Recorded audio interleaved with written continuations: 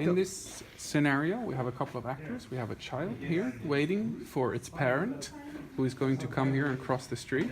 And we have a automated bus shuttle here, moving towards this person who is here waiting for a pickup.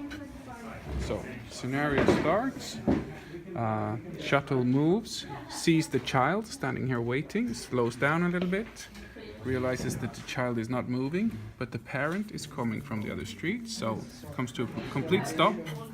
Parent crosses, shuttle moves on, picks up person at pickup stop, and moves on. End of scenario.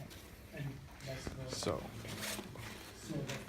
evaluative aspects of this. We want to collect some qualitative data with regards to perceived safety, surprise, expectations, and have a video viewing post-test. We can see a little bit more detail around down here, and how we see this happening.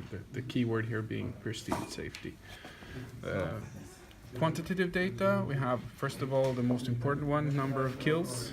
And we want to evaluate the time it takes for go from A to B for the bus and for a human driver as well. So we probably have to repeat this several times in different settings and have some kind of mean. Energy use of the shuttle in different scenarios, and also compared to a human driver. Comfort.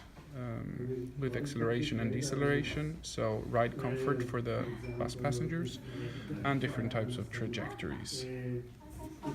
And here down here we also have a chart of the efficiency, where we can see the things that we deem important. So number of kills obviously is a negative factor.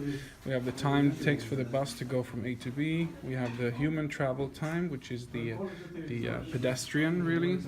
We have the high energy use, which is a negative factor, and we have the ride comfort, which is a positive factor.